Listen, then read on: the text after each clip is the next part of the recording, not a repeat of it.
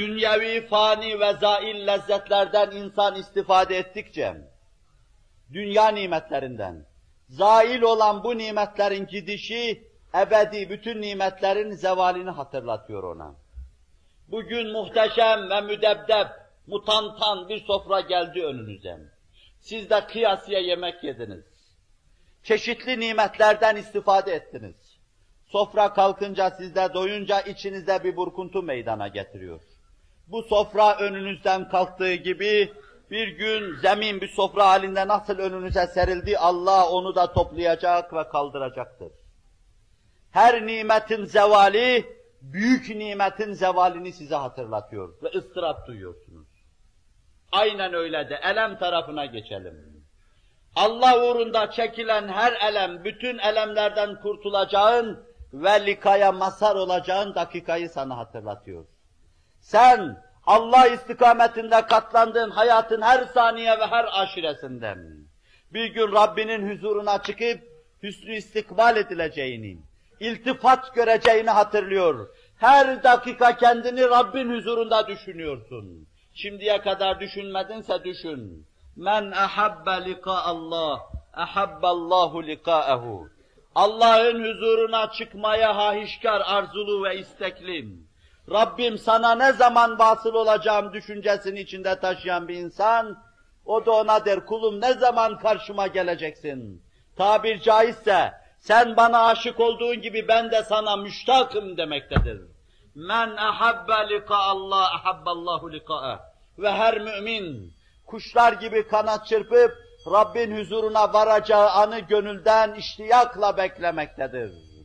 Ahiret pazarında herhangi bir sermayesi olmayan, o alemle alakalı herhangi bir sermayeye sahip bulunmayan ise, Rabbin huzuruna gitmeden korkar, endişe eder veya inanmaz. Men kerihe lika Allah, kerihallahu lika'eh. Ahirete gitmeden endişe eden, ölümden korkan, kabirden ürken, hayatı her şey sayan var ya, Cenab-ı Hak da onları karşısına almadan nefret etmektedir. Ne zaman karşıma gelecek, zat-ı uluhiyete ait sevimsiz bir şey getirecek, tabir caizse, o lahut alemini rahatsız edecek. Onun için her mümin sever ve iştiyakla huzuru Rabbül Alemine çıkacağı anı intizar eder. Yoksa kalbimizde Allah bunu duyursun. Bunu yer yer arz ettim. Müminlerin en mücrimi olarak geçirdiğim her dakikada, bu saatte de ölmedim, bu dakikada da ölmedim, hala hicrandayım derim. Bana öyle geliyor ki iç aleminde derinlik olan hakiki müminler, yarı nim bu, nifakı bulunan, zata nispeten çok daha ciddi iştiyakla, Allah'a kavuşmak için durmadan çırpınıp duracak ve her köşe başında bir ölüm bekleyecekler. Ne zaman? Dökülen kanımla yüzümü yıkayacak da Rabbimin huzuruna gideceğim derler. Bana öyle geliyor. Neslim içinde emsalinin çok olduğu kanaatini taşıyorum. İnşallah Rabbim beni yalancı çıkarmaz. Cürmümle beraber ben istedikten sonra, cürmü olmayanlar ne diye istemeyecekler Rabbe mülak olmayayım. Cenab-ı Hak doğru yolundan, doğruluğu yaşarken, dosdoğru kestirmeden, kendisine vasıl olan bahtiyar güruha bizleri ilhak buyursun. Cümleye şehadet nasip eylesin. Bu yönüyle de meseleyi bir miraç şeklinde arz ettim. İradenin kavgasını veren, iradenin davasıyla arzı didar eden bir insan, burada iradi olarak, iradesini kullanarak, muvakkaten bir kısım nimetlerden mahrumiyetine mukabil, öbür alemde ebedi olarak cennet nimetleri vardır. İradenle muvakkaten bir kısım nimetlere karşı sabredeceksin. Görüyorsunuz ben orucu umumi manada alıyorum. Sabredeceksin. Ve oruç şer'i ölçüler içinden bu sabretmenin formüle edilmiş şeklidir. Sabredeceksin, dişini sıkacaksın. Fakat öbür alemde müebbet, cennet nimetlerinden istifade edeceksin. Kulu veşrebu hani'en bima esleftum fil eyyamil haliye. Kur'an ferman ediyor. Bugün yiyin için öbür alemde boş geçirdiğiniz günlere mukabil. Hadis-i kutsi bu ayete ışık tutuyor. Allah mahkeme-i kübradan herkesin dehşet alıp da dehşet içinde secdeye kapandığım, iki büklüm olduğum, saklanacak yer ve menfez, melce ve mence aradığı gündem. Bir kısım kullarına şöyle ferman edecek kutsi hadis anlatıyor bize. Kullarım, ben dünyada size çok defa bakıyordum. Renginizi sararmış, kasıklarınızı içeriye girmiş ve iki büklüm görüyordum. Benim için bunlara katlanıyordunuz. Kulu veşrebu hani'en bima esteftum fil eyyamil haliyem. Dünya imtihan dünyasıydı. Bir sahraya girdiniz ki su yoktu, ekmek yoktu. Şehvat-ı nefsaniye yoktu. Artık o çölü kat ettiniz. Bir cennet vahasına ulaştınız. Yiyin, için oradaki mahrumiyete mukabil buyuracaktır. Muvakkat bir kısım lezzetleri terk etme, müebbet nimetlere, ebedi nimetlere vasıl olmanın yoludur.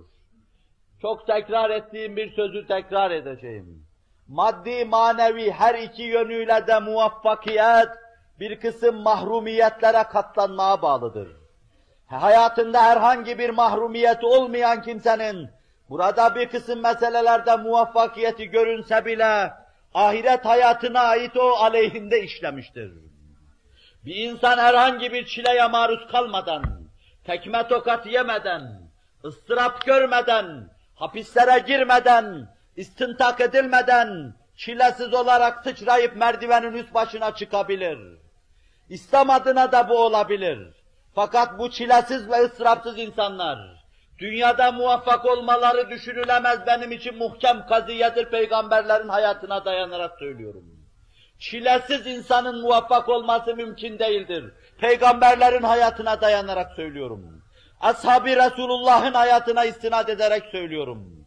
Çiğnenmeden, yüzünde tekmeler kalkıp inmeden, birkaç defa vücudun, başın, ağzın, gözün kırılmadan ve delinmeden, yüzüne tükürülmeden, başına toz toprak saçılmadan, adım adım sefillerdeki manzara gibi takip edilmeden muvaffak olman mümkün değildir. Olsan bile muvakkaten ahiret hesabına senin aleyhinde işliyor demektir.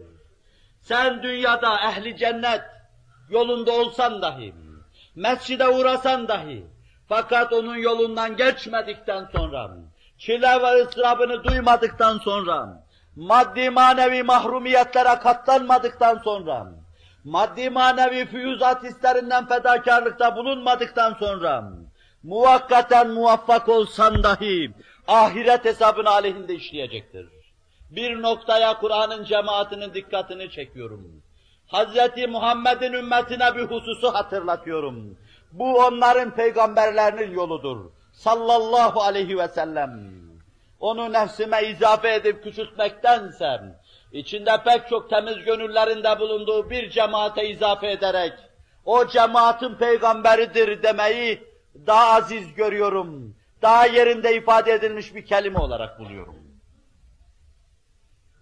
Meseleyi böyle kavrayanlar, bakışları daima ahirete müteveccih olanlar, dünyada ahireti yaşamışlardır. Dünya hayatındayken, ahiretin menzillerinde geziyor gibi yaşamışlardır. Binlercesini birkaç defa size intikal ettirmişimdir bu hususun.